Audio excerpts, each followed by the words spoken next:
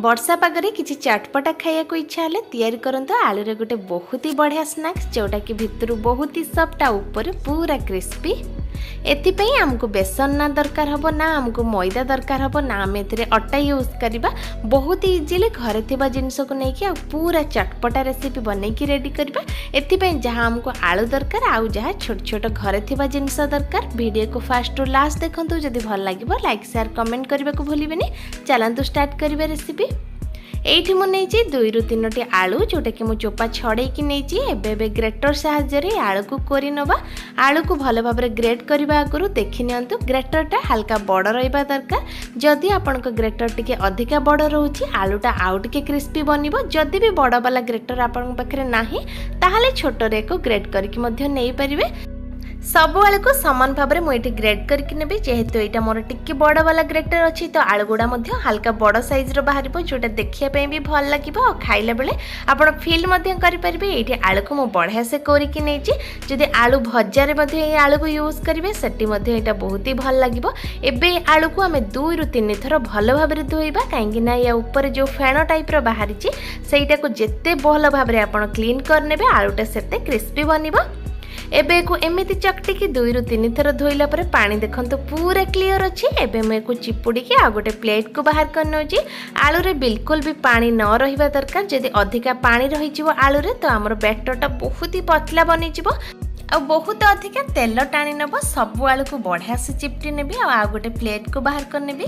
देखा जाउची एमिति जेमति कि मु बहुत पतला करके आलू को काटी के नेछि किंतु एटा को मु ग्रेड करके ही नेछि किंतु बड़ साइज रो ग्रेड करछि सेति पे एटा आलू काटला परी देखा जाउची। पुणी थरे आलू को से सेम बाउल को नै जिबा जाफर के हमको गोळे पे बहुत सुविधा हे जिवो।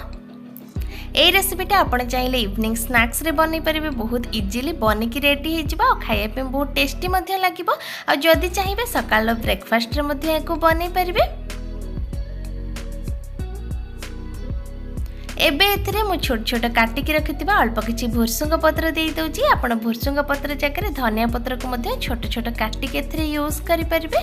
आ गोटे बड़ साइज रा कंचा लंका जोटा कि मु काटिकी नै जे ताकू मध्ये एथिरे देई दउची। ए रेसिपी रे कंचा लंका रा फ्लेवरटा बहुत ही बढ़िया आसीबो। एबे हमें स्वाद अनुसार लूण देई दबा।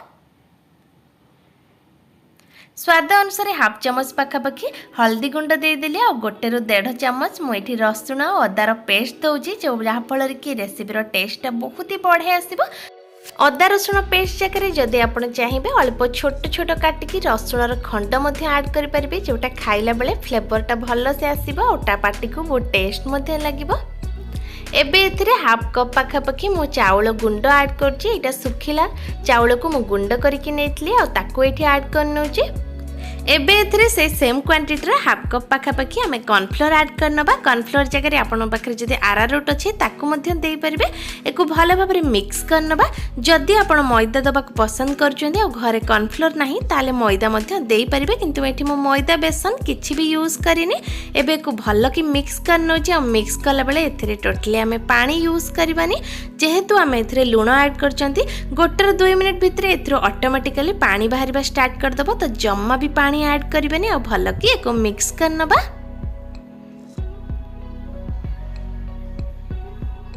मिक्स कला परे मैं को गोटे बाइंडिंग बंधी की देखुची बढ़िया से बाइंडिंग हो जाउची माने आउ एथिरे बिल्कुल भी पानी दबा दरकार नहीं। एको बे हमें साइड रे रखिनबा और तेल गरम करिया पे रखिबा।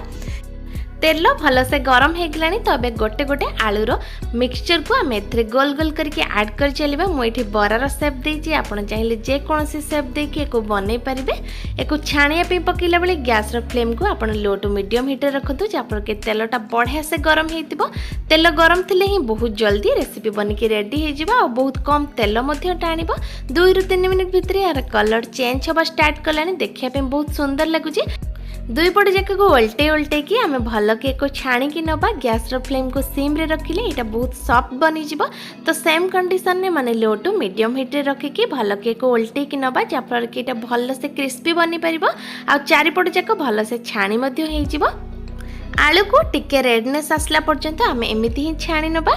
2 रु 3 मिनिट भितर आलूर कलर चेंज हो जाए और बहुत बढ़िया देखा जाउची। एबे आमे सब आलू गुडी को बाहर कर नबा आउ से सेम तेल रे आउ जहाँ आलू मिक्सचर मु बने की रखितली ताको छोट छोट बरा आकार रे करके ऐड कर नउची।